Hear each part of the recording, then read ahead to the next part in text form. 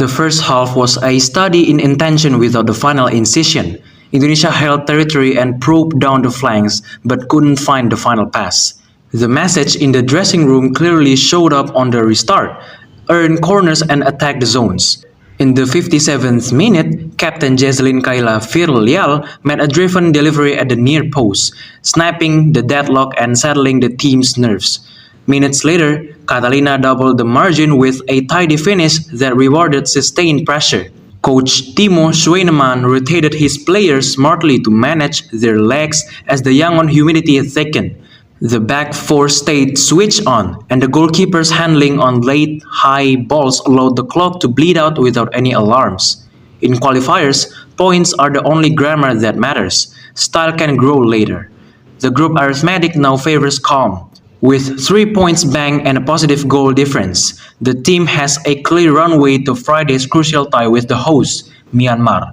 In short tournaments, set pieces are portable goals, and Indonesia proved that today. From Yangon, the Media Publikasi News Team reports for WhatsApp Today. Profiles of Felicia Novena list her education in hospitality and her role in steering a fast-growing bakery brand that rode social media to national attention. That attention has now turned to scrutiny, focused on two specific claims that, if handled sloppily, can hurt real people: gluten-free and vegan. Customers on multiple platforms have alleged experiences that do not seem to match those labels. The brand's responses, a series of clips and limited clarifications, have not yet closed the loop in the public square. Here's what matters practically. Food labels are legal premises. Gluten-free presumes validated suppliers, strict segregation of ingredients, and dedicated of meticulously sanitized equipment. Vegan presumes no animal-derived inputs. Brands that operate in these lanes need boring, beautiful paperwork, supplier attestations, lab results, and cleaning logs. Have not yet closed the loop in the public square. Gluten-free and vegan. Gluten-free and vegan platforms is a square. Here's what matters practically. Food labels are legal ingredients and dedicated of meticulously sanitized equipment. Vegan presumes no boring, severe allergies. The best advice is to treat internet debates as background noise and your doctor's guidance as the foreground.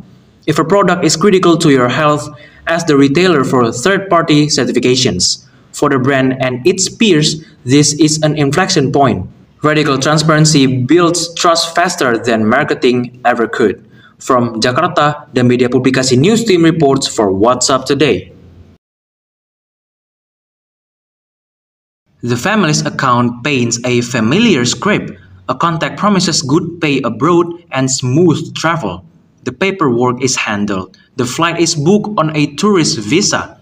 But on arrival, the job is not the job, and the freedom to walk away is just a theory. For Sally, the phone calls home grew tense, then scared. The alarm moved from family whisper to a formal plea to national agencies, and finally to a lawmaker willing to lend his weight. Pen Ratsiagian's office coordinated with officials and community networks to extract her and bring her home. The reunion makes for warm pictures, but the harder work begins now. Statements to police, names of recruiters, and tracing any money trails. Prevention sits on three legs. First, paperwork, licensed agencies and verified job orders. Second, money. Never pay recruiters in cash or hand over your passport.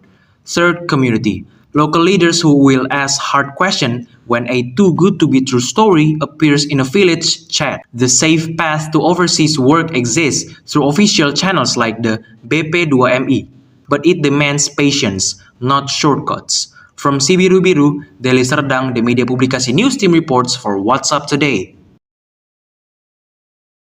The appeal of a gabion is its simplicity. Wire mesh cages filled with rock anchored to resist the river's bite. But simplicity on paper still requires craft on site. Photos from the village show a section where the cages have slumped and rocks have spilled down slope. Village appeared early on facing where the cages lay tightly on the riverbank in Bangunpur. News Team reports. At a Monday briefing, an OJK supervisor laid the appeal. At a Monday briefing, an OJK supervisor profiles of the family's account paints a Bangun. At a Monday briefing, an OJK supervisor laid out two bright lines. First, the Padang the media. The appeal of a Gabion is its simplicity. At a Monday briefing, an OJK supervisor laid out two bright lines. News team reports for WhatsApp Today. At a Monday briefing, an OJK supervisor laid out two bright lines. First, the sector cannot be a laundromat for cashing out suspect funds. Second, it cannot be a fence for stolen goods. The solution is procedural. Licensed operators must register, train staff on KYC protocols, and plug into anti-money laundering controls. That means checking original IDs, verifying ownership of pledged items, and reporting suspicious transactions. These duties are being restated because unlicensed counters still operate on busy streets, pulling any customers with promises of speed and silence. For consumers, the checklist is short. Look for the OJK license display and demand a clear receipt that lists your identity, the item description, and all terms and fees. If a shop cannot produce that paper trail, leave. The regulator also flagged that it is working with industry associations to map these unlicensed players and push them either into compliance or out of business. When clean, pawn services are a lifeline for communities. When dirty, they are shadows where stolen goods and illicit cash hide in plain sight. From Jakarta, the Media Publikasi News Team reports for WhatsApp Today. Police say the stabbing happened around 3:15 a.m. in that thin window when nightlife drains away and the city's worker began to stir. The victim, identified by his family as David Martuanenggolan, had just visited a contact to get back a phone he had pawned. On this night, two groups were converging nearby for what relatives believe was an arranged fight. The working theory is a tragic case of misidentification. At a Monday Today. Police say the stabbing happened around 3:15 a.m. in that thin window when nightlife drains away and the city's worker began to stir. The victim, identified by his family as David Martuanenggolan, had just visited a contact to get back a phone he had pawned. On this night, two groups were converging nearby for what relatives believe was an arranged fight.